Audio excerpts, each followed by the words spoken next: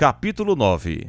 Gabriel foi bem recebido na casa de Lola, e no início tudo parecia promissor. No entanto, ao longo de seu diálogo, seu comportamento começou a causar desconforto. O mesmo Gabriel que havia se mostrado participativo e interessado, acompanhado até o rio, agora começava a demonstrar sinais de distanciamento. Ele declarou sem rodeios que preferia não ficar mais ali. Disse ele de maneira que, embora educada, soava como um pedido de afastamento. Seu comportamento não apenas desconcertou Lola, mas também fez com que ela começasse a se perguntar se havia algo mais por trás de sua atitude, algo que ela não estava conseguindo entender. Ela, que até então havia tratado Gabriel com uma cordialidade, começava a questionar sua própria visão sobre ele. Lola procura Sofia, querendo saber sua opinião sobre Gabriel. "Você gostou dele?" pergunta Lola, em um tom que misturava curiosidade com um certo desânimo. Sofia, com a sinceridade que lhe era peculiar, ainda não o conhecendo o suficiente para formar uma opinião, é observada por Lola, que tenta entender se Sofia via algo que ela mesma não conseguia perceber. Então, com um olhar que carregava uma advertência, Lola completou: "Não se esqueça, Sofia, nunca misture o trabalho com a vida pessoal. Eles não podem se cruzar." Essas palavras pareciam mais um conselho para si mesma do que uma orientação para Sofia. Lola sentia que havia deixado se envolver demais em situações onde as emoções pessoais poderiam afetar suas decisões profissionais. E isso não era algo que ela pudesse permitir. Foi com essa filosofia que no dia seguinte, Lola e Sofia decidiram divulgar o tão aguardado vídeo. Ambas esperavam que isso representasse uma grande vitória, um marco que as colocaria em uma posição mais favorável. No entanto, as coisas não saíram como planejado. O vídeo, que deveria trazer reconhecimento e validação, resultou em uma avalanche de críticas. O impacto foi muito maior do que o esperado, e logo se tornou um assunto que dominou as conversas. Mais do que isso, o lançamento do vídeo acabou gerando um grande atrito com as pessoas envolvidas, fazendo com que as relações de trabalho e amizades se desgastassem rapidamente.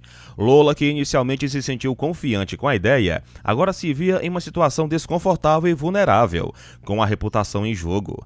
A situação estava fora de controle, e ela não sabia mais como resolver. A crise dentro da casa de Lola não se limitava à sua carreira. Enquanto isso, Gisela vivia uma verdadeira tormenta emocional em sua casa. Seu marido, sempre exigente e nunca satisfeito, havia dado a ela a tarefa de pintar novamente, após não ter gostado do quadro que ela havia feito. Gisela estava exausta, tanto física quanto emocionalmente, e a constante cobrança a estava levando ao limite. O que deveria ser um momento de prazer e expressão criativa para ela, tornou-se um fardo. Quando o marido desaprovou o novo quadro, ela sentiu como se estivesse sendo esmagada pela pressão. O sentimento de não ser reconhecida, de não ser suficiente, consumiu-a. Desesperada, o doutor ouviu do pai de Gisela palavras duras. Se continuasse assim, iria precisar intervir de forma mais séria. "Não podendo mais permitir que você viva à sombra das expectativas dos outros." Essas palavras a impactaram profundamente. E ela se viu diante de um dilema. Precisava tomar uma decisão sobre sua vida, mas estava tão perdida em meio à pressão que não sabia por onde começar. Enquanto isso, Tomás e Andréa, cujos caminhos haviam se cruzado de maneira inesperada, começavam a viver uma história romântica. O que parecia ser apenas uma amizade surgiu de forma sutil, mas com o tempo tornou-se algo muito mais profundo. Eles começaram a se encontrar mais frequentemente, compartilhando risos, olhares e confissões. A relação entre eles se fortaleceu rapidamente, e a tensão, que inicialmente parecia ser algo passageiro, se transformou em um vínculo mais sólido. Andréa, com seu jeito sensível e confiante, atraiu Tomás de uma forma que ele nunca imaginou. Já Tomás, por sua vez, viu nela algo que não encontrava em mais ninguém. Ela representava uma fuga para ele, um escape de sua vida repleta de responsabilidades e pressões. A atração que sentiam um pelo outro era irresistível, e assim a história de amor entre eles florescia, com cada encontro parecendo mais intenso e promissor. Por outro lado, Lino e Elvira, que estavam investigando a morte de Cleo, começaram a desvendar um segredo ainda mais perturbador do que imaginavam. Através de investigações meticulosas e informações secretas, descobriram que Cleo havia falecido devido à culpa de Lola. Essa revelação não apenas chocou todos os envolvidos, mas também colocou Lola em uma posição ainda mais vulnerável. Ela sempre foi alguém que jogava suas próprias cartas, mas agora, com a verdade à tona, ela não tinha mais para onde correr. A morte de Cleo, que parecia ser uma tragédia isolada, agora estava diretamente ligada às ações e decisões de Lola, Lino e Elvira. Embora cientes da gravidade da situação, sabiam que, para avançar com essa descoberta, precisariam enfrentar a força de Lola e suas táticas implacáveis. Era uma batalha de gigantes, e ninguém sabia como ela terminaria. A relação entre Átila e Benjamin também passou por um momento crítico. Átila, ao perceber que Tomás é um médico sério e bem-sucedido, começou a se incomodar com a falta de disciplina de Benjamin, alegando que Tomás é um exemplo de profissionalismo, diferente dele, Benjamin.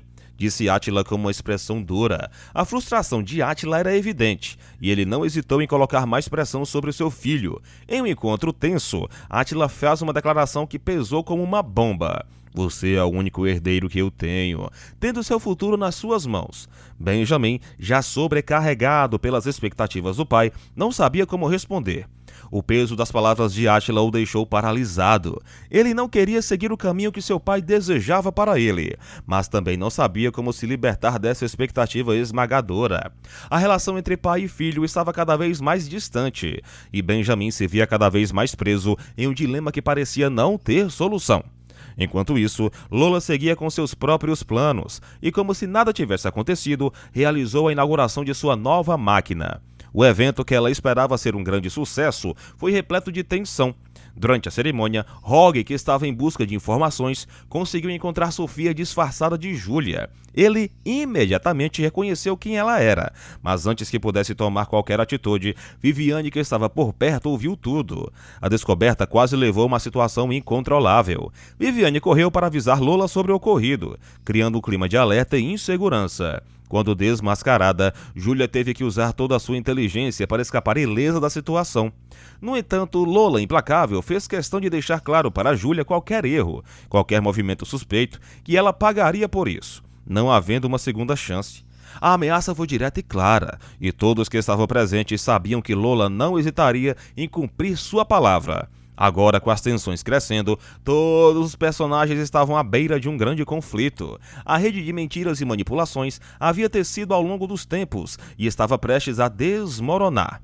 E o que parecia ser uma simples luta de poder se tornava um jogo arriscado, onde as consequências poderiam ser trágicas para todos os envolvidos. Os próximos passos de cada um seriam decisivos para determinar quem sairia vitorioso e quem seria esmagado sob o peso de suas próprias escolhas.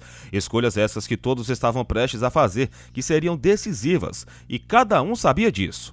A tensão pairava no ar, tornando cada decisão ainda mais pesada. As relações estavam sendo testadas, e não havia mais espaço para vacilos. A pressão aumentava, e à medida que o tempo passava, todos os personagens começaram a perceber que o jogo de poder e manipulação estava prestes a chegar a um ponto crítico.